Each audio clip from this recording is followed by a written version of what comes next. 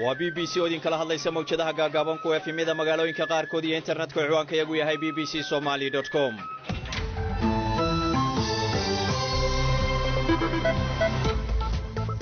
galab wanaagsan idilkiin baa khiyaartana dhageysatay waa Jimce 19 Juun saacada Afrikada Barina haatan waxay tilmaamaysaa 5 galabnimo oo gowa barnaamijka falanqaynta Jimcaha maanta waxaanu dhageystayaal ku lafa guraynaa qodobadii ka soo baxay wada hadaladii Djibouti ku dhexmaray xukuumadda federaalka Soomaaliya iyo Somaliland arrimahan qorfoyn doona waxa kamid ah su'aalaha ay kamid yihiin kalsooni intii hore ka badan ma la oran karaa haatan way ka soo baxday shirkii Djibouti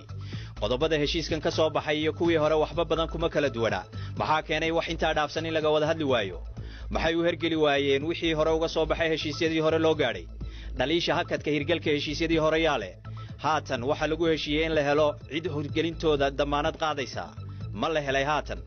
maadaama ay jiraan deegaano isku hayaan Somaliland iyo Puntland had iyo goorna maamulka Puntland ku gacan sayra wada xaajoodyada noocaasa garma tahay in xukuumadda Soomaaliya si gaar ah uga talageliso wada xaajoodyada Puntland mise waa gaf in la yiraahdo xukuumaddii dalka taladiisa ay maamul goboleed ay isku dhereeriyo labada dhinac ee wada xaajoodka wada ama maxay ugu dhiiran laayeen inay ka hadlaan arrimaha adag ee laga fursan laayay ee wada joog ama kala dhaqaaqa in la sameeyo xeer anshax oo lagu hago wada xaajoodyada la isla qaatay ma la qoray arrimaha mise waa wali su'aalahaas iyo qaar kale oo mawduuca khuseeya ayaan dhageystayaal ku qaada dhigi doona barnaamijkan oo ay ka qayb galayaan marti mugeeda leh oo arrimahaasi nala qorfayn doonta bal marka hore see warkii dunida iyo Samiira Cabdullaahi Jaamac mahadsanid nagaashe saynisyahanada Talyaaniga ayaa ku waramaya in biyaha wasaqda ee ay sii daayaan 3 magaalo oo waaweyn laga helay cudurka coronavirus bila ka hor inta aan laga shaacin kiiskii ugu horeeyay dalkaasi macadka caafimaadka Talyaaniga ayaa sheegay in tijaabadii laga qaaday siwajka magaalada Milan iyo magaalada Turin laga helay viruska bishii December ee sanadii la soo dhaafay dalka Talyaaniga ayaa ah wadankii ugu horeeyay ee cudurka ku faafa marka laga soo tago dalka Shiinaha waxaana kiiskii ugu horeeyay dalkaasi Talyaaniga laga shaaciyay bishii Febraayo Giuseppina Le Rosa waa saynisyahan Talyaani ah oo baaritaankan horkacaya waxa uu sheegay in macluumaadkan la helay ay tahay mid sax ah oo cadeyn ay u hayaan waxaana uu sheegay in natiijooyinkaasi ay la jaanqaadayaan cadeymo ka soo baxaya dalal kale oo sheegaya in laga yaabo in COVID-19 uu wareegayay ka hor inta uusan Shiinaha ka dilaacin bishii December hogaamiyaha dalka Jarmalka Angela Merkel ayaa sheegtay in wax heshiis ah aan laga gaarin wada hadallada madaxda midowga Yurub ay ka yeelanayeen balaayiin dollar oo loogu deeqayo ka soo kabashada cudurka safmarka ah ee COVID-19 3 meelood 2 meel lacagtaasi waxaa loo bixinayaa si caadi ah halka inta kalena ay deen ahaan u bixin doonaan dalalka balse wadamada Sweden, Denmark, Austria iyo Netherland ayaa ka soo horjeeda bixinta lacagahaasi waxaana ay sheegayaan in ay aad u tiro badan tahay iyagoona ku adkeysanaya in lacagahaasi dib loo soo celiyo oo ay deen ahaan u bixiyaan 2 muwaadin oo Kanadiyaan ah ayaa lagu soo eedeeyay in ay jaajuuseen Shiinaha Michael Kovrig oo diblomaasi hore ah iyo Michael Spavor oo ganacsada ah ayaa gudaha dalkaasi Shiinaha lagu xiray bishii December ee sanadii 2018 maalmo uun kadib markii Canada ay qabatay mid ka mid ah xubnaha sarsare ee ka tirsan shirkadda tiknoolajiyadda ee Shiinaha laga leeyahay ee Huawei dad badan ayaa aaminsan in tallaabadan uu Shiinaha qaaday ay tahay mid argoosi ah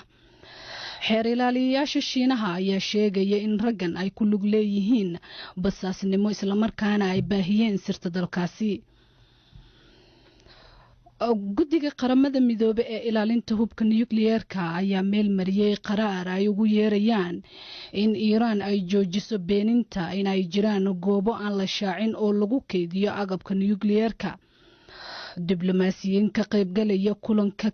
ka dhacaya Vienna ayaa sheegay in qaraarkan Iran looga codsanayo in ay u ogolaato khubarada nukliyeerka in ay booqdaan goobahaasi si ay u soo cadeeyaan dhaqdhaqaaqa nukliyeerka ee Iran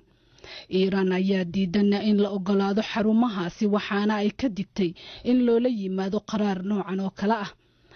qaraarkan waxaa soo saaray dalalka Faransiiska, Britain iyo Jarmalka. saraakiisha koonfurta Hindiya ayaa lagu soo waramayaa in ay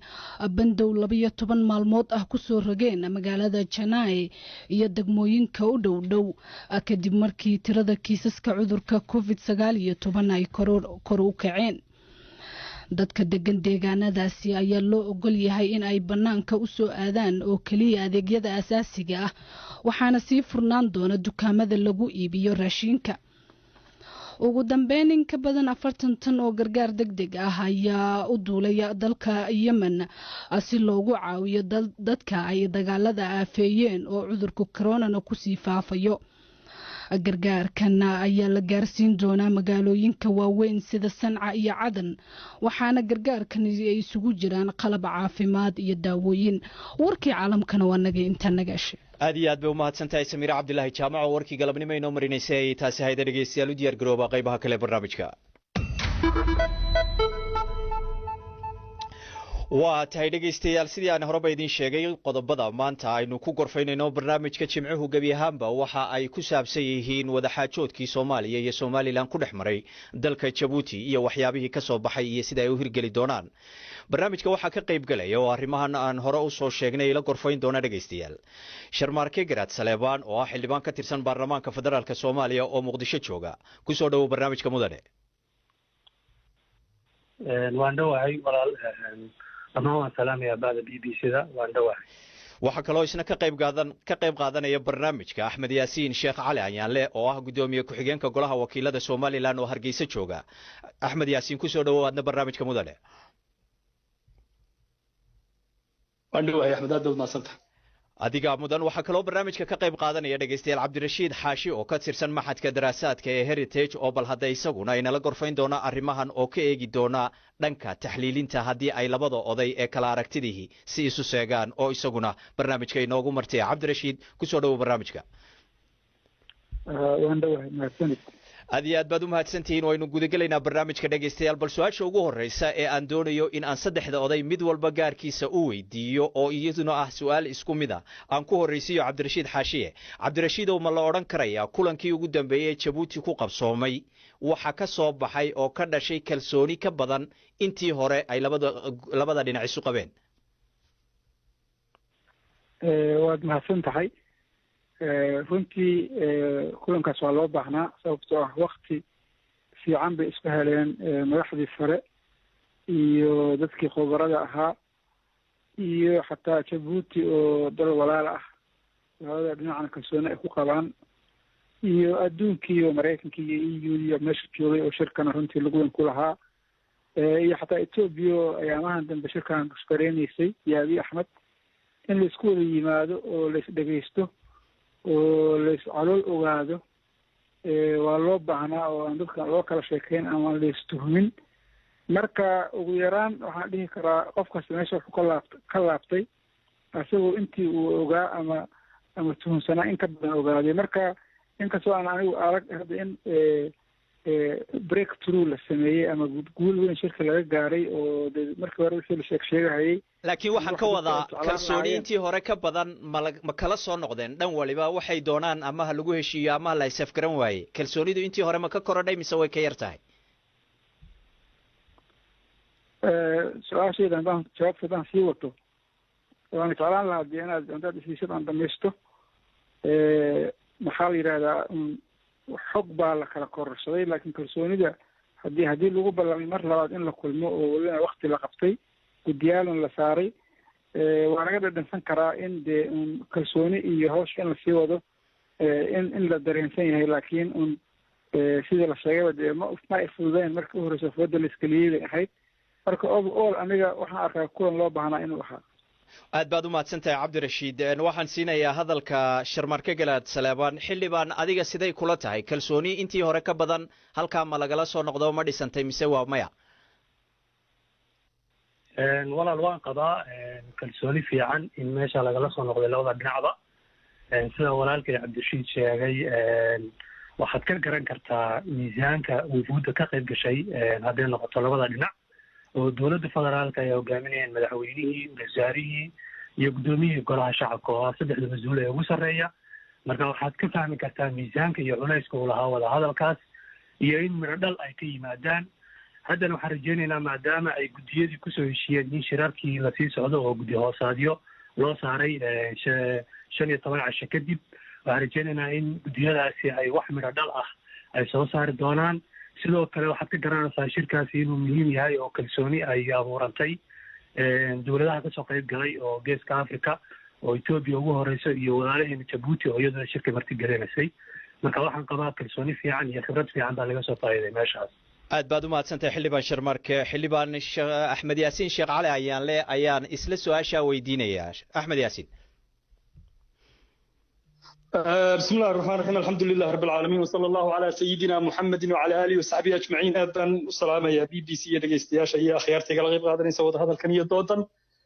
kalsooni intee le kalsoonidu ima muuqato kalsooni buuxda oo ka badan kuwii hore in lagala soo noqday sababtu waxa weeye annagu xaggayga Soomaaliland ahaan mar nabadee waxaanu saxeexnay ama ballan qaadnay kama aanan bixin mar walba waxay sartu ka qurmaystay xagga dhinaca iyaga kale ee walaalaha iyo Soomaaliya marka waxa ninka daraartii maskaarka habeenkii xarigu ka didaa ninka ballamihii hore oo dhan ka baxayay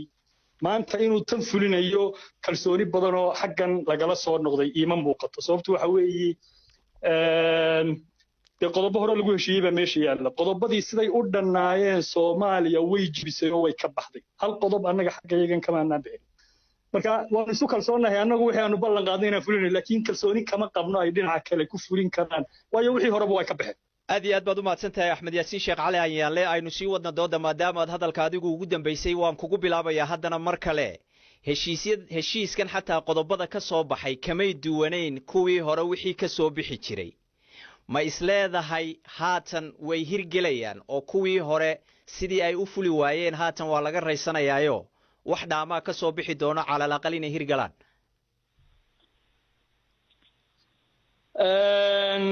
hadalkayga sidii aan ku horreysiiyey heshiiskan maalinta dhaweyd la gaadhay maadaama gobashana madaxweyne Soomaaliyeed oo Ismaaciil Umar Geeliye fidiyey maadaama ay dhagxumo iyo magaxumo ku tahay in ummadii halkaa isugu tagtay ee la isugu keenay ee Soomaaliya iyo Soomaaliland way ku kala tageen to ay ceeb tahay waxa la yiraahdo in wajiga la dhowrto oo baa lagu soo gunaanadeeyay in muuqato wax fulinaya ama yididiila oo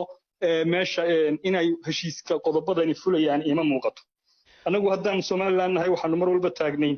wargardiid waa la diiday garbaanu qabnaa wadadayadu way cad tahay leexleexad male wadadayadu waa taa marka de ma awoodo ama quwado kale oo qoorqabad wax ku fulin karaan ma jirtay Soomaalida iyada u taala siday u kala fulinayso waxay ku heshiis ama ay ku kala baxayso marka waxaad leedahay niyad sabab ay wax wixii ka duwan inay soo baxayaan ma qabtid ba ay weeyaan aragtidaadu waan gartay xildhibaan Sharmaake Garaad Saleebaan arinta uu Axmed Yaasiin sheegay ma ku muuqata hadii ay ku muuqatana dhaliishaas cidda yeelanaysa ma tahay cidda uu dhaliilayo walaalo ma qabo dhaliisha waxaan qabaa dhinacooda inay wax badan ka socon waayeen oo wax kasta oo heshiisoo la gaaray dhinacooda diiday aan noqotay sidoo kale dowladda hadda joogta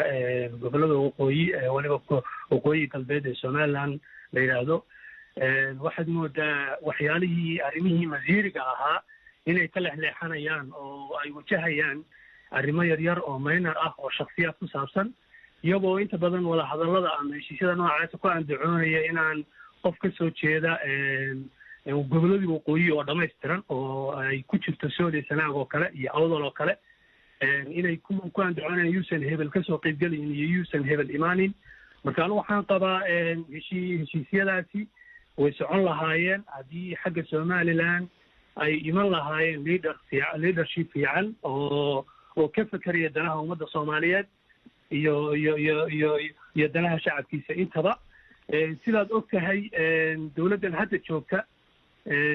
waxay noqotay dowladdii koowaad oo cudurdaar ama ka bixisay ama raaligelin ka bixisay waxyaalihii ku dhacay Burco iyo Hargeysa Sharmaake xildhibaan Sharmaake aan ka dhex galo xildhibaan Sharmaake waxa aan ka hadlaynay aan ku weydiiyay su'aashu waxay ahayd wixii hore fuli waayey dhaliisheeda Axmed Yaasiin wuxuu u saaray dhabarka dhinaca Soomaaliya adiguna waxaad leedahay dhinaca Somaliland baa dhaliilaha iska leh laakiin waxaad ku sababaynaysaa waxa weeye in ay marka hore intaan laba wada hadal ay shuruudo dhigeen shuruudaha haddii dhinacii kale aqbalay oo uu ka soo baxay markii la is hor yimid wixii la isla meel dhigay ayuu isagu taagan yahay inay dhinaca kale fulin weeyeen sidaa kulama muuqato miya adiga ma ilama muuqato maxaad ku sababaynaysaa horta waxaan ku sababeynayaa horta mar kasta oo dawladaha labada dhinac oo mar kasta wada hadalladu u socday ama dawladihii hore federaalka ee xasan sheekh shariif hogaaminayeen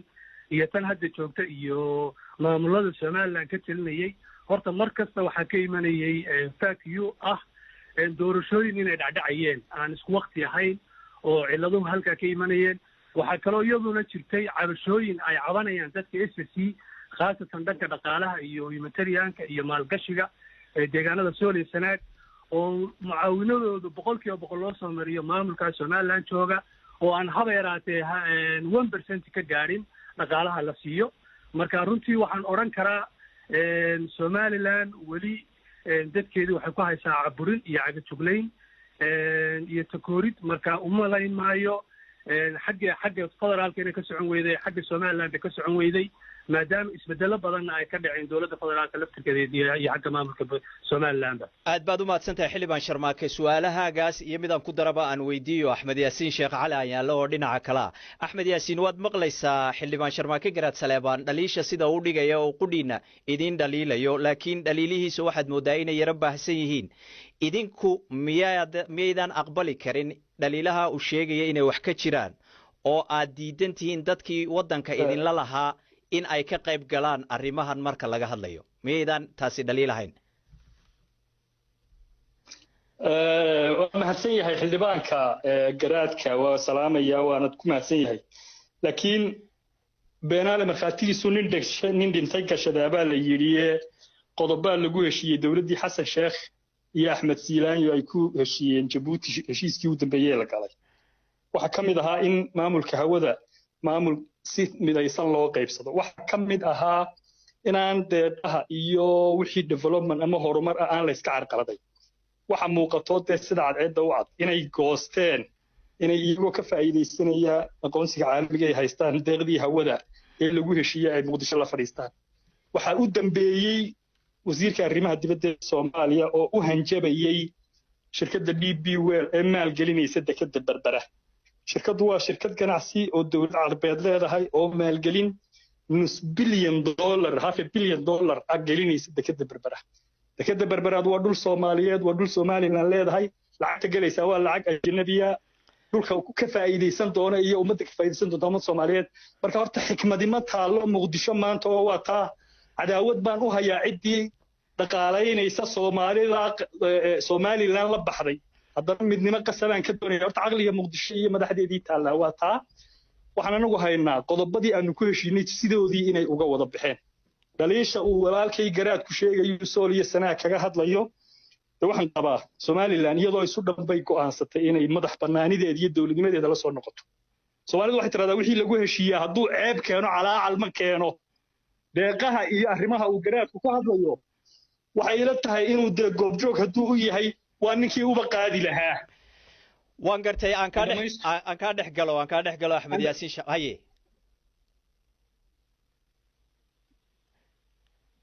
waa tahay Axmed Yaasiin Sheekh Cali ayaa mar kale ku siin doonaa hadalka labadiinaba waxa idin dhageysanaya Cabdirashiid oo isaguna inagala qayb galaya barnaamijka Cabdirashiid oo dhageysanaysay labadoodayba sida hadallada u dhigeen ee midba u dhinaca kale dhaliisha dhabarka u saaray adiga sidee kugu muuqataa maadaama tahay aqoon-yahan dhexdhexaad oo daraasaad badan ka sameeyay siyaasadda iyo dhaqanka Soomaalida iyo lana socday heshiisyadaasi muddooyinkii ay soo socdeen dhaliisha inay fuli waayeen qodobadii hore loogu heshiiyay dhaliishooda ayaad saaraysaa horta waa mahadsantihiin waxaan isleeyahay su-aal adag baa dee horta meesha taalla oo Somaliland iyo Soomaaliya ama xukuumadda federaalka Soomaaliyeed oo hadda shirkaas ka qayb gashay iyo Somaliland hawl adag bay isku hayaan qolana waxay rabtaa inay tiraahdo waan madax banaanidan qaadanay isasiinay kadibna adduunkana waa ka raadsanayna inta naga madax banaanidii weli maan gaadhina wixii yaraa ee isla meel dhigeen baan ku weydiiyey dhaliisheeda cidda leh walaalow haddaa hadalka isaysid haddaad ii ogolaan inaan ka jawaabo waa isaga tegaya macnaha sababtoo ah dee qofka haddaa hadalka siisada ha galo haddaad jawaabta siin karinna dee macnaha hadaf ma haye xaal qaado inoo wad maya iska soco su-aalaha odayaasha kala siisay anigu waa isaga baxay odo mahadsan aad iyo aad baad u mahadsan tahay xaqna waad u leedahay inaad ka baxdo waa tahay labadoodii baa dooda sii wadi doona oo aan hadda usii qaybin doonaa xildhibaan sharmaarke garaad saleebaan ayaan su-aasha kala weydiinayaa xildhibaan waad maqlaysay axmed yaasiin sheekh cali ayaanle sidii uga jawaabay arrintaas dhaliilihii midkiinba dhinac buu saaray aynu ka gudubno hadda aynu u ruqaansanno qodobka xiga ee aynu doonayno inaynu halkaasi ka sii wadno haatan waxaa muuqata in lagu heshiiyey in wixii hore caqabadihii hakiyey laga gudbo la islana qaatay in la helo cid damaanad qaata hirgelinta heshiisyadii jabuuti lagu gaadhay oo u muuqda un inay kuwii hore yihiin arrintaasi ma hirgelaysaabay kula tahay arrintaas haddii somaliland hadda kooxda ka talisa laga helo damaanad rasmiya waxaan u malaynaya xagga dowladda federaalka way ka hirgelaysaa walaalkay wuxuu sheegay axmed yaasiin in somaliland ay 1991kii ay isla qaadatay go'itaanka anigu taa ma qabo somaliland meel iskula qaadatay go'itaan oo abti dad laga qaaday ma jirin weliba khaasatan soole sanaag lagama qaadin waa dhanka dhaqaalahoo kale waxaa ka jira cabashooyin badan oo ah haddii somaliland soole sanaag macaawinooyinkooda loo mariyo inaysan haba yaraatee waxba gaadhsiinaynin taa annagu waxaan ka qabnaa in special arrangement soole sanaag loo sameeyo si ay dadkaasi waxay xaq u leeyihiin caawinada caalamiga iyo humanitarianka ay u gaadhaan anu waxaan qabaa arrimaha hadda ugu muhiimsan ee laga hadlayo issuegan yaryar waa ka weyn tahay arrinta ugu weyn ee dooda ah ee gorgortanka iyo muqadaska ah waa midnimada soomaaliya inay guddiyadaasi hadhow ay ka wada hadli doonaan dowladda federaalka dhinaceeda waxay diyaarisay khuburo daba heshiisiin ah oo daraasooyin cilmi ku salaysan iyo taariikh ku salaysan bay dhankaa u diyaarisay in badan laga wada shaqaynayey guddigii madaxweyne maxamed cabdullaahi farmaajo u magacaabay 2019 arrintaa daraasaddaa soo samaysa oo dib u heshiisiinta labadaba ka qayb gasha sidoo kale madaxweynuhu wuxuu bixiyey raaligelin buuxda oo uu siiyey haddii jamhaddii SNM la odhan jiray ee beriga waqooyiga kooxaasan barco iyo hargeysa ka dagaalamaysay iyo dowladdii gacaanka meeshaas bacdaasay dadkii waxyeeladu ka soo gaadhay waana madaxweynihii koowaad ee bixiyey waxaan ku dhahdaa raaligelin si public ah intii 2000kii soomaaliya dib dowladdeeda loo dhisay marka anu waxaan qabaa heshiisyadan yaryar way fulayaan laakiin waxaa ugu muhiimsan in arrinta masiiriga ah oo ay somaliland ka gabanayso oo ah midnimada dad yar oo waqooyi ay joogaan waqooyiga ka mid ah ay rabaan oo dadkii majoritigii kala muquuninayaan xoogna doonayna ku caburiyaan baan qabaa dadka arrintaas inaan loo ogolayn inay codkooda cabiraan oo aan loo ogolayn inay codkoodana cabiraan sheegaan rabitaankooda waxaan ognahay aad baad u mahadsantahay xildhibaan sharmaake garaad saleebaan su-aalahaaga qudhooda aan weydiiyo axmed yaasiin sheekh cali ayaanle xildhibaanku waxa uu yidhi wixii jiray oo dhan in toos loo abbaaraa qurux badan xaal buu ka bixiyey madaxweynaha federaalka soomaaliya dhibaatooyinkii dhacay ee ka dhacay gobollada somalilan ee ay tirsanayeen arrintaa inaad ku qanacdaan oo aad aqbashaan oo aad idinkuna dabacsani muujisaan ood u soo hilowdaan midnimada oo aad ka hadashaan maxaa ku jaban haddii meeshu ay tahay somalilan tacdiyadii dowladdii maxamed siyaad barre ay ka geysatay ayuunbaa xaal laga bixinayo dabadeedna qadiyaddeedu intaas ku dhan tahay aniga isaa iguma muuqato number one somaliland ummaddii deganayd baa isu timid oo dee waa taariikh qoran oo shir la yaqaan baa lagu go'aamiyey oo weliba loo dhan yahay marka xaqiiqda aan waxaa la yidhi cunsur carabka lagama dhowro somaliland taariikh bay leedahay waxaan xasuusinayaa walaalkay sharmaarke soomaali jacayl iyo niyad sami iyo jibbo ayaa lagu tegay muqdisho oo dowladdan oo la wado laa yaa garaad masaladii tiri waxay ahayd garaadkii gobolka uu ka soo jeedo xildhibaankaasi ka soo jeeday ee lahaa war dowladnimadeenna aynu halkan ku haysanno 6 bilood aan haysanno ee laga diidanaa Soomaali jacaylka iyo wanaagga looga diidanaa qadiyadda markay noqoto xaal baa laga bixiyay ma laga noqonayaa dadkii ugu muddo karsanaaya shirkii Burco 91kii ku go'aamiyay waxay ka soo jeedeen gobolada galbeedka awdal ay ka mid tahay iyo gobolada Sool iyo Sanaag oo markaa uu arkayay ururkii SNM ee jabhadii SNM ee waqooyi ka dagaalamaysay uu arkayay inaanay dani ugu jirin in iyaga SNM iyo USC wax dhex maraa aan lagu dhaqin gobolada waqooyi ay noqoto masiir umadeedo ummadii Soomaaliland deganeed ay go'aan ka gaadhay tan uu leeyahay xildhibaanku dawladda federaalka madaxdeedu way fulinaysaa aniga ima muuqato farmaajo sanadkii si u dambeeyay buu ku jiraa ninka loogu taag waayay war dawlad goboleedadan yaryar ee dawladda kamid ah leeshii Jubbaland ka daa dagaalka Puntland ka daa dagaalka waxaan jecelahay Axmed Yaasiin waxaan jecelahay inaynu ku koobno doodeena labada dhinac ay noo hayday inaan gobolada kala gelin Soomaalidu waxay tiraahdaa ninka nirgaha loogu taag waayo iyo geela loo diro horta ninka Puntland iyo Jubbaland la heshiin karayay inuu Soomaaliland heshiis la galo lagama filayo taay waa aad baad u mahadsantahay Axmed Yaasiin Sheekh Cali Ayaale Puntland baad carabka ku dhufatay Puntlandna waxay ka mid tahay maamul goboleedyada Soomaaliya kuwii ugu waaweynaa loogu hordhisay had iyo goorna waxa ay ganafka ku dhufataa oo ay si caadi ah ugu gacan saydhaa wada xaajoodyada labada dhinac dhex maraya arrintaasi tolow ma garba oo Puntland in laga talageliyo oo dawladda federaalki ay ka talageliso marka laga hadlayo arrimahan ay la hadlayso Somaliland maadaama ay isku hayaan Somaliland iyo Puntland gobolada bariga ee Sool iyo Sanaag ma garba arrintaas walaaca ay ka qabaan dhinaca Puntland waxaan goor dhaweyd khadka telefoonka kula xidhiidhay gudoomiye ku-xigeenka labaad ee baarlamaanka Puntland Ismaaciil Maxamed Warsame oo aan weydiiyay bal hadda sida ay waxay ku diidan yihiin iyo sababta ay qabaan ila dhageysta labadiinuba waxaan ku diidanahay in laba dawladood sideed loo wada hadlo Soomaaliya iyo Soomaaliland baan ka diidsanahay waxaan ognahay ama aqoonsanahay dastuurka kumeelgaarka federaalka Soomaaliya wuxuu aqoonsan yahay hal entity ama hal dawlad oo jirta dhammaan Soomaaliya number 7 ka jira maaragtay kontrolsha ama daciif kasta ha noqoto laakiin ma jirto wax la yiraahdo laba dawladood oo ah entity oo is-awood leh waxa kale oo aan ku diidanahay gobolada waqooyi waa 5 gobol laba ka mid Puntland dastuuriyan degmada Buuqdo iyo hoos yimaadaan dhulkii anaga mas'uuliyadda kana waxna lagama weydiin shir gaar ah iyadoo markaa xuduudda Ingiriiska loo tixgelinayo shirka ay ku yeesheen Djibouti waa arrin taabanaysa maartay deegaan ahaan noo taabanaysa dad ahaan noo taabanaysa sida weeyaan oo qarannimo noo taabanaysa laakiin waxaad carabka ku dhufatoo tirina lagama talagelinin markaad leedahayna lagama talagelinin Puntland miyaanay ahayn qayb Soomaaliya kamid ah oo hoos tagta dawladda federaalka ee Soomaaliya maxaad isaga dhigaysaan idinka qudhiinu entity gooniya idinkoo cid ku eedaynaya entity gooniya in iska dhigayso waxay imaanaysaa waxa weeyaan meesh walba ciidan waliba mas'uuliyad bay wax ka haysaa dadkeeda iyo dawladda ay ka tirsan tahay dadkeeda mas'uuliyadeeda iyada qabta dawladda federaalka waa ka tirsanahay oo dastuurka iyaga ku cadahay laakiin waxa ilaa xad dastuurkani maaha dastuur maaragtay wali si buuxda afti loogu qaaday dadka waa ka horeeyay Puntland dhismaha dawladda federaalka waxay doontaba ha noqoto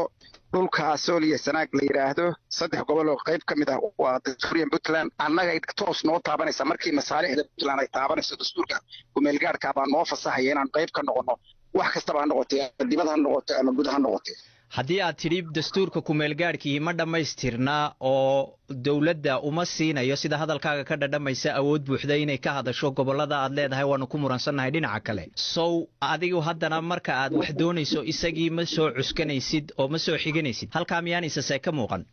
isaseeg waxa weeyaan kaba muuqdo waxa weeyaan dawlad hadeer mas'uuliyadda dadka lagu halayn karo oo geli karta heshiis maaragtay gaara ma jirto tusaale ahaan siyaadada dalka iyo sovereignty-ga idin gacanteeda kuma wareejin karto unless dadkaas ay haystaan wakaalad rasmiya sababtoo ah waxa weeyaan baarlaman maaragtay waqtigiisii dhamaanaya dawlad xilligeedii dhamaanayso arrimaha ma kala hadasheen xukuumadda federaalka ee Soomaaliya maadaama ay tahay cidda ugu habboon ee ay ahayd inaad iyaga kala hadashaan dawladda federaalku wax tala aan nagama ay gelin sida ka muuqatayna shirkani wuxuu ahaa shir ay wateen Mareykanka iyo European Unionka iyo maaragtay gobolka shir basaas oo ahaa shir maaragtay Soomaalidu iyada awood u leedahay ama laga weydiinayay ma jirin wada hadal la hadeer dawladda federaalka oo ka waraysaa muddo hadeer siyaasiyan wada tashanno wada hadalno baa dowladaha maamul goboleedyadu ay lahaayeen arrintaa dowladdu waa ka warwareegaysay annagu waxa weeye arrintaa waxaan u aragnaa inaan arrintaasi aanay sax ahayn waxayna inaan saxayn wax ku garaysaa natiijada ka soo baxday waxaad diidantihiin ma aha in ay Soomaaliya iyo Somaliland wada hadlaan waxa weeyaan waxaad diidantihiin in xukuumad xilligeedii dhamaanaysa aanay idinka tala gelinin ma sidaasa even haddii dowladda federaalku ay fasax u haystaan waa inaan ogolaansho u siinaa waa inay qayb ka noqdaan dadku reer waqooyigu laba u qaybsan yahay haddii loo dhigayo dhanka waqooyi goboladii waqooyiga ee la midoobay koonfurta waa in mas'uuliyiin ka soo jeeda oo wadata dadka kalsoonidiisa oo ah wasiirada iyo xildhibaanada yaa xaq ay u lahaayeen inay fadhiistaan meesha waxa laga doodayaa waxa weeye taariikh baa la isku hayaa taariikhdana cidii ka hadli lahayd ku habboonayd waa dadka laga soo bilaabo ilaa law yacado ilaa degan bariga Sanaag ee dalkan Soomaaliya kulligeed dowladda dhexe iyo maaragtay sharciyan cidii joogtaa ah gudoomiye ku-xigeenka labaad ee maamul goboleedka Puntland Ismaaciil Maxamed Warsame ayuu kaasi ahaa oo sidaasi dooda Puntland isaguna marinayay bal waad maqlaysay dooda odayga labadiinuba waad ila dhageysanaysaan labadiina xildhibaan Sharmaarke Garaad Saleebaan baan siinayaa dooda Puntland garma kula muuqata dooda Puntland markay noqoto gobolada Sool iyo Sanaag iyo Buuhoodle dhinaca garbe u leeyihiin dadkaasi 1998 waxay wax ka dhisteen Puntland asaaskeedii bayna wax ku lahaayeen halkaasayna wax ka saxeexeen anigu ma aaminsani Somaliland inay dadka deegaanada Sool Sanaag iyo Buuhoodle wax ka dhisteen waayo afti lagama qaadin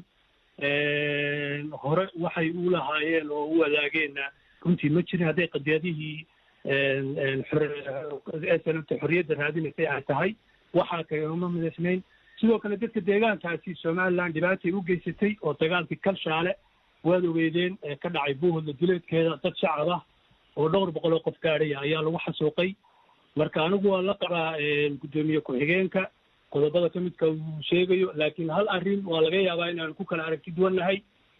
guddigan hadda wada hadalka iyo guddigii darwiishaysiinta oo madaxweynuhu 2019 magacaabay waxaa ka mid ah Cali Jaamac Jangeli oo la yaqaano oo deegaanada ka soo jeeda historyga taariikhdana wax weyn ka haya macal arrintan hawada uu ka hadlayo saaxiibka Axmed Yaasiin markii ugu dambeysay waxaa ka wada fadhiistay shirkii ugu dambeeyay Cali Jaamac Jangeli oo wasiirka duulista hawada ah iyo Maxamuud Xaashi oo aan hadda wasiir ahayn oo wasiirka duulista hawada ah qodobada garad Sharmaarke xildhibaan Sharmaarke Garaad Saleebaan ma doonayo inaynu ku noqono taariikhdaas arrinta aan ku weydiiyay waxa weeyaan dooda Puntland in ay iyada si toos ah looga qayb geliyo wada hadalladaas oo ay ku qasban tahay xukuumadda federaalku ma garbaad u aragtaa mise waa maya wixii kale lagu heshiiyay taariikhda ayaan dib ugu noqonay Puntland hadeerba guddigan wada hadallada waxaa ugu jira laba xubnood oo ka soo jeeda Puntland waxaa ku jiray xeeralyaha guud oo qaranka oo deegaan ahaan ka soo jeeda Puntland iyo gudoomiyaha guddiga dib u heshiisiinta guddiga dastuurka arrimaha dastuurka afrax oo isaguna ka soo jeeda Puntland marka Puntland haddii ay matalaad ku rabtay anigu waxaan aaminsanahay sida uu gudoomiyuhu ku doodayo dad ugu jiray waa jireen oo u fadhiyey miiska oo Puntland ku matalayay xaq bayna u leedahay inay deegaanada Sool Sanaag iyo Buuhoodle oo ay Somaliland dhibaatooyin badan ka geysatay inay arrinta qadiyadeeda uga hadasho taasna xaq bay u leedahay Puntland aad iyo aad baad u mahadsantahay Sharmaarke Garaad Saleebaan xildhibaan aad baad u mahadsantahay Axmed Yaasiin Sheekh Cali ayaan la gudoomiye ku-xigeenka koowaad ee golaha wakiilada Somaliland ayaan hadalka siinayaa imika waad dhageysatay waraysigii ninka odayga la yeeshay mas'uulka iyo doodiisu siday ahayd ma idin muuqataa adigu waliba shakhsiyan in ay arrintaasi gar tahay oo ay Puntland tahay garab ka noqoto dhinac ka noqoto cidda wada xaajoodka idin la gelaysa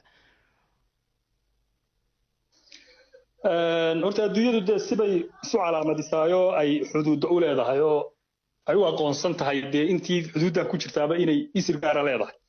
Somaliland xuduud la yaqaano oo mucayyana bay leedahay oo uu ka tagay gumaystihii dalkan qaybsaday gumaystay African Unionka charterkooduna sidaas uu aqoonsan yahay dadka deegaankuna waa dad qayb ka ah Somaliland asaaskeedii iyo dhismaheedii iyo tan maanta u talinaysaba Puntland anagu waxaan u aqoonsanahay maamul ka tirsan dawladda federaalka Soomaaliya ee aan dariska nahayn walaalahana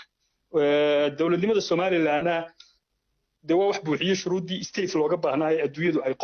adduunyadu iyada u samaysatay qodobo caalami ah oo la yiri qodobada cidii buuxisaa waa dawlad baa loo yaqaanaa waxa kamid ah in dalkaasi leeyahay population joogta ah waxa kamid ah inuu dalkaasi leeyahay dawlad shaqaynaysa waxa kamid ah inuu xuduud mucayan leeyahay xuduud mucayanka ah ee adduunyadu aqoonsanayd Soomaaliland intiga la yiraahdo waa xuduudii mustacmaradii Ingiriisku gubaysan jirtay ee xorriyadeeda qaadatay 1960 marka annagu nooma muuqato kaalin ay wada hadallada si toos ugu yeelan karto goboladaasi ka tirsan Soomaaliya haddii iyagu ishayaan Soomaaliya iyo dawladooda federaalka iyo maamulkooda hoose waan jeclahay inay dhameystaan ay xallistaan oo iyaga u taalaa inay xallistaan laakiin annagu waxaan ummadda Soomaaliyeed u sheegaynaa Somaliland Soomaali kama maqnaa way u maqan tahay dawladnimada Somaliland oo taam noqotaa Soomaalida heel bay u tahay walaalnimo u tahay Djibouti la daalaadhaysa cidlada ku joogtay garab u noqonaysa Soomaalida la baabi'inayay wax ka dabayaaqaynaysa Somaliland oo dawlad madax banaan noqota codka maanta Kenya kaga guulaysanaysa Djibouti waa cod ka maqan oo codkii Somaliland halka ka maqan marka waad mahadsantahay Axmed Yaasiin Sheekh Cali waan soo noqon doonaa arrimaha ama wada jirka ama kala taga bal hadda qaybta dambeeynu ku eegi doonaa odayaale bal hadda waxaad ila dhageysataan qaar kamid ah dhageystayaasha BBC-da oo iyaguna bal hadda dareenka ay ka qabaan doodeenan cabiraya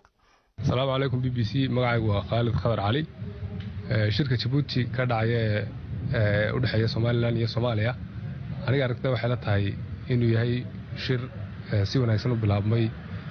kana duwan shirarkii hore ee dhici jiray laakiin muhiimadda shirku waxay noqonaysaa in labada dhinac ee wada hadlaya ay daacad ka noqdaan waxyaabaha lagu heshiinayo dadka Soomaaliyeedna waxaan leeyahay dadka Soomaalidu iyagoo mid ah oo walaalaha ay haddana kala dawlad noqon karaan السلام عليكم ورحمة الله تعالى وبركاته وانكم سلام دادية برنامج كي دمان مرتدى برنامج كبا مقعي وبدر عبد الله إبراهيم وكسورك تديمين مقالة بورما run ahaantii aad iyo aad baan u soo dhaweynaya wada hadallada ka socda dalka Djibouti ee u dhaxeeya dawladda federaalka Soomaaliya iyo Somaliland waxaan rajaynayaa inay ka soo bixi doonaan qodobo dhaxalgala oo dhammaan ummadda Soomaaliyeed ay ku rayn doonto annagu haddii aan nahay dhalinyarta Soomaaliyeedna iftiif noo noqon doona aanan ka bixi doono waqtigii adkaa ee Soomaali ku jirtay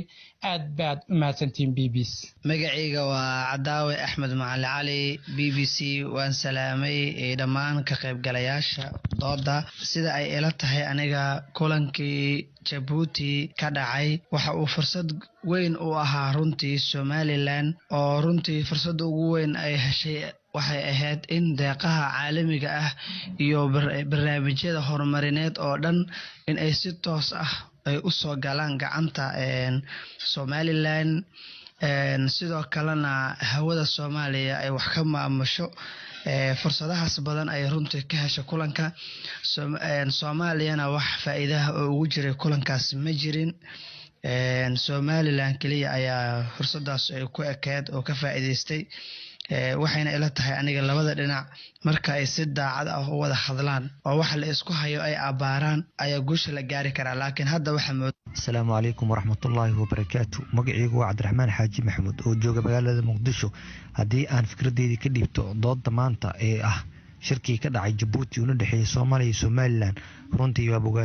mugaadinayaa in Soomaaliya iyo Somaliland ay yeeshaan wada hadallo ay iskugu soo dhawaanayaan balse waxaan aad ugu dheerinayaa dawladda Soomaaliya oo mar hore looga baahnaa inay wada hadallaan soo bilowdo balse dib ay u dhigtay sidii cadna ay tahay mid ay doorasho geli doonto waan ka xunnahay in dawladda Soomaaliya xilligaani ay dhahdo waxaan wada hadal la furayaa Somaliland oo intaasoo sano usoo dul qaadanaysay inay hesho xuriyad la'aanta warahmatullaahi wabarakaatuh magacaygu Sa'ad Sheekh Maxamed oo ka soo hadlaya magaalada Boosaaso haddii aan fikirkayga ka dhiibto wada hadallada u dhaxeeya Soomaaliya ee Somaliland waa wada hadalladii ugu qiimaha badnaa ee abad ay isla galaan ra'yi ahaantayda waayo waxa meesha ku jira dawlado caalamiya oo adduunka quwad weyn ku leh sida Mareykanka hadda dawladda aan ku tiirsanahay ee aan walaalahanahay ee Djibouti aad baan ugu amaanayaa aad iyo aad bay u mahadsan yihiin dhegeystayaasha BBC-da aragtidooda ka dhiibanaya iyaguna dooda odayaashu fadhiyaan aanu maanta gorfaynana ee ku saabsan wada hadallada labada dhinac Somaliland iyo Soomaaliya ay ku yeesheen Djibouti waxaynu u gelaynaa haatan Sharmarke iyo Axmed Yaasiin oo bal hadda qodobkii adkaa ee markii hore aad labadiinuba carabka ku dhufateen ee ahaa hadiiba la wada hadlayo oo labada dhinac ay ogol yihiin inay hor fadhiistaan maxaa looga meereysanayaa arinta masiiriga ee adag ee ah war ma wada joognaa mise waynu kala tagnaa arinta dhaliisheeda iyo cidda ka meeraysanaysa iyaad ku sheegi lahayd Sharmarke Garaad Saleebaan oo xildhibaan walaalo waa mahadsan tahay waa su-aasha ugu muhiimsan horena waanu carabaabay anigu waxaan aaminsanahay Somaliland arrintaa inay ka warwareegayso sababtay uga warwareegayso waxaan aaminsanahay dadkeeda 30 sano inay wax dhalanteed ah oo aan jirin u sheegayeen xorriyaddii ay u xireen haddeer dad badan oo Hargeysa ka yimi iyo Burco ay maanta joogaan Muqdisho noogu yimaadeen arkaan xaqiiqda dhabta ah waxay tahay waxaan kaloo oran karaa deegaamo ay Somaliland dadka Somaliland deegaamo gobolada Somaliland la isku yiraahdo sidaad ka warqabtid waa 6 degmo ama waa 5 gobol oo Soomaaliya ka tirsan waxaan aaminsanahay majority maanta inay midnimada aaminsan yihiin khaasatan anigu deegaanka aan matalo oo Sool iyo Sanaag iyo Buuhoodle midnimada aaminsan yihiin sidoo kale walaalkay Axmed Yaasiin deegaanka ka soo jeedo Awdal waa dad aaminsan midnimada ummadda Soomaaliyeed marka waxaan aaminsanahay haddii arrintu masiiri noqoto oo ay midnimo noqoto ay Somaliland aad uga warwareegayso iyada oo ama koox gaara ama deegaan gaara ay doonayaan inay wada hadalladu dheeraadaan si ay sabursi ama waxaan hadhow Soomaali dhexdeeda uga cuntumi karin ay ku helaan marka anigu arrimahaasaan qabaa dadka gobolada Sool iyo Sanaagna anigu waxaan aaminsanahay inay dad midnimada jecel dhibaatooyin badan loogu soo geystay ugu dambeysay dagaalkii Karshaale oo marka waxaad leedahay marka waxaad qabtaa xildhibaan Sharmarke waxaad qabtaa cidda aan ku dhiiranaynin inay tahay dhinaca Somaliland in arrinka laga hadlo oo la soo hadal qaadaba waad mahadsan tahay Axmed Yaasiin Sheekh Cali ayaan le waad maqlaysaa dooda xildhibaan Sharmarke Garaad Saleebaan iyo sida uu sheegay uu faahfaahiyayba maxaa idinka hortaagan inaad arrimaha ku dhiirataan oo la soo hadal qaado cidda dhiirane arrinta la soo taagan horta waa Somaliland sida Sharmarke sheegaya aniga iguma muuqato Somaliland ciddaasaa ogol iyo ciddaasaa diidan mar hore caddayso 2000 bay u dareertay afti dastuur uu ku qoran yahay madax bannaanida Somaliland waa muqaddas 790 bay dadku ugu codeeyeen markay timaado waa arrintan cid baa afduubaysa adduunyadu indhalaan wax laguma marsiin karay adduunyadu indhayleedaho farsamooyin lagu hubiyo waxan iyaa diidan iyaa ogol baa yaa la qaadaa masalan dalalkii naga horreeyay aqoonsigooda helay dalalkii ay ka mid ka ahaayeen ay kala noqdeen Eritrea ka mid ahayd oo aftiba laga qaaday waxa ka mid ahayd South Sudan oo aftiba laga qaaday East Timor ba ka mid ahayd oo aftiba laga qaaday Somaliland diyaar bay u tahay caalamku ku qanciyo dadkani maxay doonayaan laakiin Axmed Yaasiin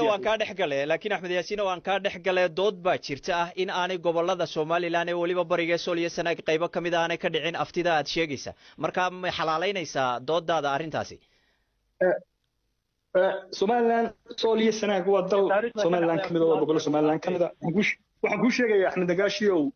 xuduudda Somaliland iyo Soomaaliya u dhaxaysa Somaliland cudud ciidan may dhigan oo kumay kala jareen dadka deegaanku iyaga raalli ka ah Somalilandnimada iyo inay Somaliland qayb ka yihiin Somaliland maraanay gacanteeda ku jirin oo Sool waliba khaasatan laascaanood ay Puntland oo kale xukumaysay waa jirtay dadka deegaanka maanta la weydiinayaa waqtigii Somaliland maamulkeedu aanu gaarin iyo maanta halkay ka marayaan iyo dantoodu waxay ku jirto maanta iyaga garanaya oo waa la weydiinaya taasi iyada ku murmay gobol baa diidan iyo gobol baa ka soo horjeeda dhammaasho waxa weeyaan adduunyadu waxay ku kala baxdaa waddo cad oo loo qaado ciddii madax bannaani doonaysa Soomaalidu waxay ku maamaadaa qoolay qoor qabasho kuma biyo cabto dadka Somaliland degani 99% waxay ogol yihiin dawladdoodii iyo sharaftoodii iyo karaamadoodii inay soo ceshadaan taasi miyay suurageli mise suurageli mayso waxa suurageli midnimo khasab inta lagu kaxeeyo dadka lagu khasbo oo lagu aqalka bini'aadamka saliimkii uu fahmaya waan gartay istiraatiijiyada ilaahay dejiyay iyo halka ay taalo 30 sano saaxiibkii ka dhawaajiyay marka state laga hadlayo dawladnimo marka laga hadlayo 30 sano waa 3 jir weey dhikayda 10 sano sanad baa laga soo qaadaa cimriga dawladda nooma muuqato waqti badan oo lumaya waqti badan oo wax ku qabsanay baa nooma muuqata waan gartay Axmed Yaasiin aan ka dhexgalo aan dhamaysto dagaalka aqoonsi aan ugu jirno waxaan doonaynaa inaanu wado salmiya oo Soomaalinimadu aanay nagaga dhiman oo nabadgelyo aan ku helno aqoonsiga iyaga laakiin aqoonsi haddaanu u baahano wado kale oo khatar badan baa loo mari karaa oo aanan doonayn inaan wadada ku degdegno waad mahadsantahay Axmed Yaasiin waad mahadsantahay Axmed Yaasiin Sheekh Cali Ayaale aan ka dhex galoon hadalka ka boobo mar kale Sharmaarke Garaad Saleebaan xildhibaan waad maqlaysay su'aal aan si kale u dhigay oo isla arrinta khusaysa aan ku weydiiyo marka aad qiimayso guud ahaan xaaladda Soomaaliya iyo duruufaha siyaasadeed iyo wadciga jira siduu yahay miyay ku muuqataa inay tahay haatan xilligii lagu dhiiran lahaa in la yiraahdo midow ama kala tagaynu ka wada hadalno horta walaal dastuurka kumeelgaarka dowladda federaalka iyo ummadda Soomaaliyeed iyo gobolada uu u doodayo uu leeyahay waa Soomaaliland oo 1991 bay go'aansadeen inay go'aan horta anigu taariikh ma hayo 1991 kan Soomaaliland ku go'aansatay way caddahay taasi inaad ku kala aragtid way ku caddahay inaad ku kala aragtid duwantii intaasi waana taynu weydiinay wadciga maanta jira marka la eego miyay suurtagal tahay in arrimaha laga hadlaa arrimaha in laga hadlo oo waliba midnimo laga hadlaa aad bay muhiim u tahay waana arrinta aan sugayno waana arrinta anigu deegaanada aan xildhibaanka ka ahay aad loogu dhibaateeyey dib badanna ka soo gaadheen in badanna ay u samreeyeen sida uu sheegayo saaxiibkay runtii afti meel lagu qaaday oo Sooliya Sanaag iyo Buuhoodlaana ma jirto maxaan ku idhahdaayey Somaliland meelay dowlad hore ku ahayd oo calan iyo sharci iyo aqoonsi caalami ah midna ku haysatay hadduu history ahaan iyo taariikh ahaan keenayana waa keeni karaa ma jirto iyaduna saasaan aaminsanahay marka arrintaa waxaan aaminsanahay in arrimaha masiiriga ah si dhaqsaha badan oo 45 casho loo qabtay in lagu dhiirado ugu yimaado midnimadana laga wada hadlo haddii su'aal kale laga weydiiyo taa xildhibaan Sharmaarke Garaad Saleebaanow oo aad adigu leedahay waxa quman in laga wada hadlo midnimada ma aqbalaysaa qudhaado in laga wada hadlo kala taga marnaba midnimada ummadda Soomaaliyeed oo khaasatan gobolada waqooyi dad yar oo tiro yar oo koox yar oo doonaysa in afka wato macquul ma noqonayso haddii afti noqoto iyo hadday noqoto inay iyagu afka caburiyaan oo afka qabtaan marka anigu waxaan aaminsanahay in midnimada dowladda federaalku ay u tanaasushay Somaliland inay la wada hadasho iyadoo aanu anagu aaminsanayn inay tahay cadaalad darro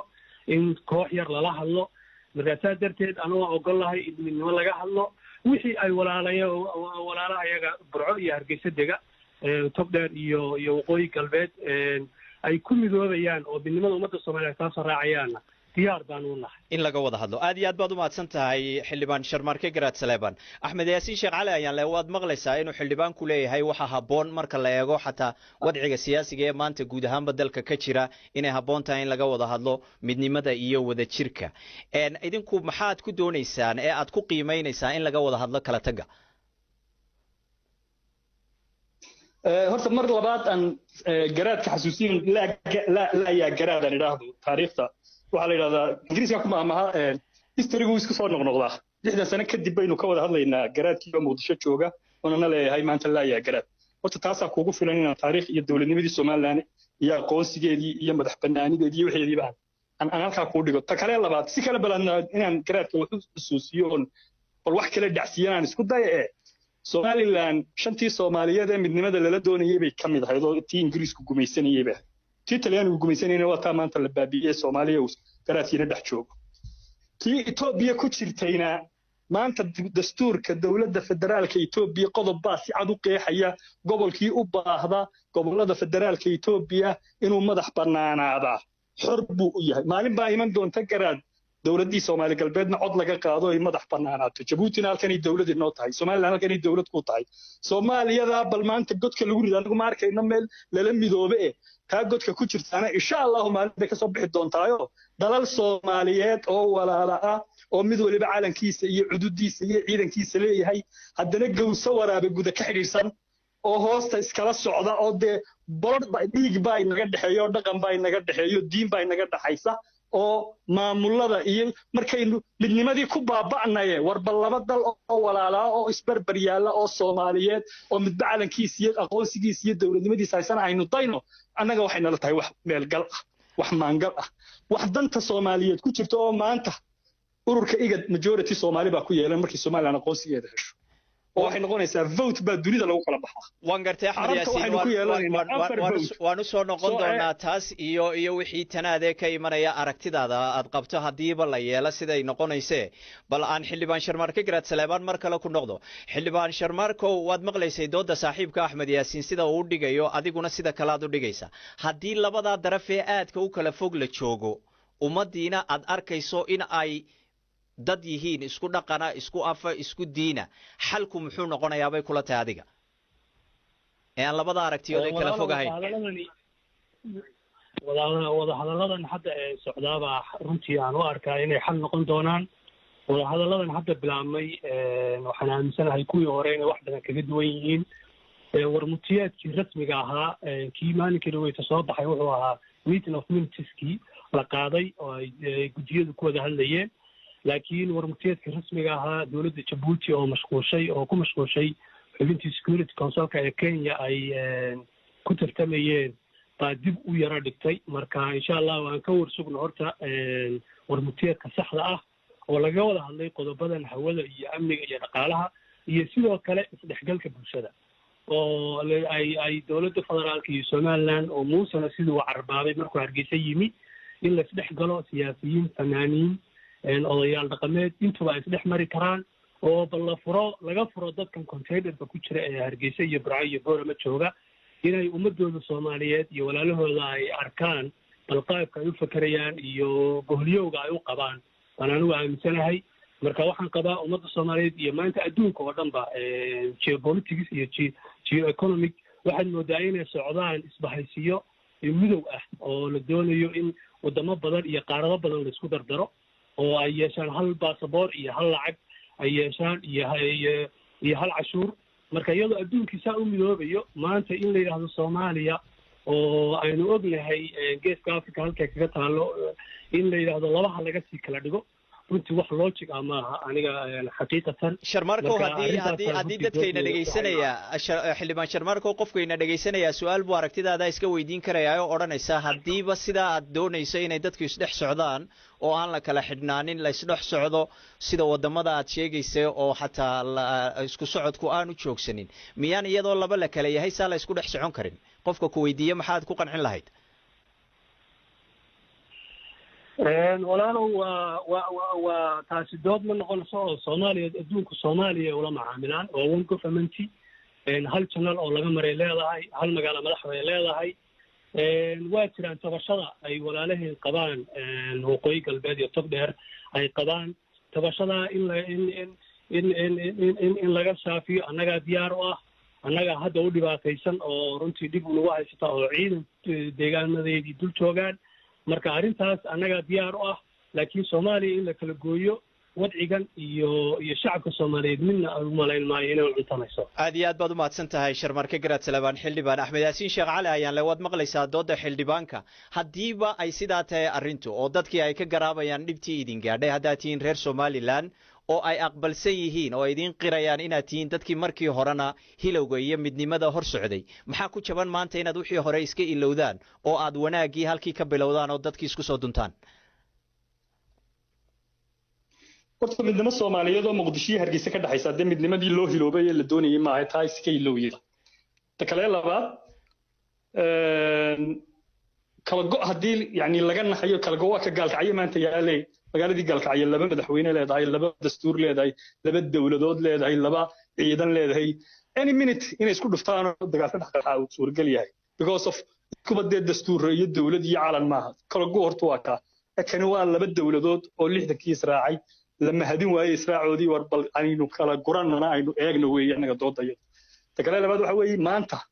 Soomaali kala xidhani ma jirto dadka Soomaaliya u dhashay Hargeysa yimaadaan Burco yimaadaan Boorama yimaadaan Laascaanood yimaadaan way ka ganacsadaan way ku nool yihiin waa dad Soomaaliyeed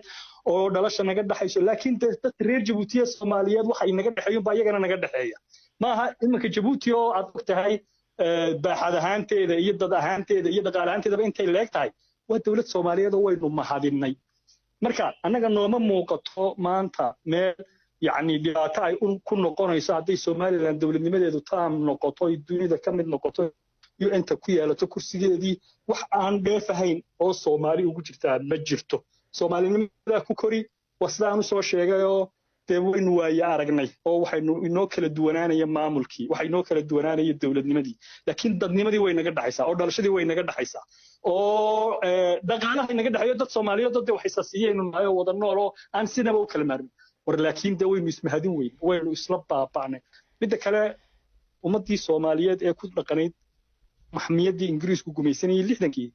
kalgacaylkii iyo caadifadii hayay muqaabilkeedii deemay helin oo taasido inaan ku sii tiigaalon ku sii noqdo dooni maayo waayo waxba inaan ku noqonina inaan waxba ku noqonina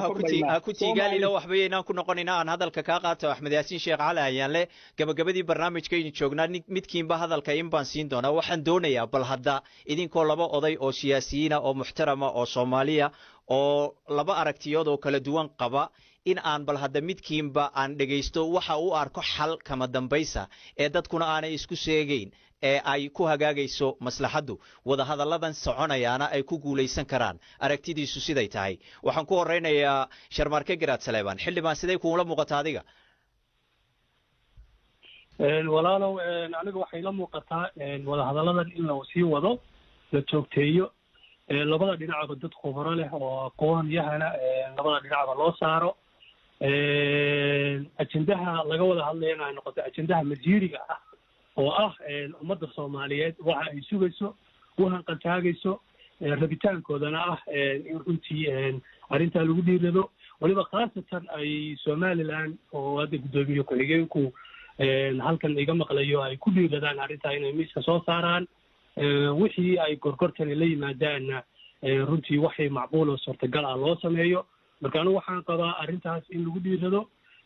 masiirigana wada hadallada arrinta masiirigaana miiska la soo saaro aad iyo aad baad u mahadsan tahay Sharmarke Garaad Saleebaan xildhibaan Axmed Yaasiin Sheekh Cali ayaan le adiguna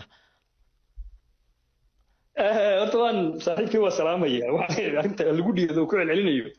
madaxweyne Muuse Bixiye wada hadalladii Soomaaliland iyo Soomaaliya Djibouti ka qabsoomay hogaaminaya waftigii Soomaaliland kuma dhiiran karo inuu kuma nool dhici karo inuu yiraahdo midnimo Soomaaliyeed baan qaadanaa impeachment baa subax daba yaala waa masiir waa iraadatu shacab baa leeyahay ummad shacbiya iyo u garatay inay noqoto dawlad gaar madaxweyne iyo xildhibaan iyo gudoomiye baarlamaan oo bedeli kara adeer horta ma jirto tayskiilo halka waxaan u arkaa warnaga nooma barbardha way nooca tahay anagu xal baanu u nahay baanu leenahay Soomaaliya oo dhanba dawlad Soomaaliyeed oo soo kordhaysan nahay dawlad mashaakilka maanta Soomaaliya ka taagan wax ka xallin kartaan nahay in waaqicu sidaa inoo kala gooyayna wasiirkii arrimaha gudaha ee Soomaaliya Safiya ninka la yiraahdo markuu Djibouti ka hadlayay wuxuu yiri dagaalada sokeeye Soomaaliya 91kii ka bilaabay dagaalada sokeeyena Soomaaliland 91kii bay soo afjarmay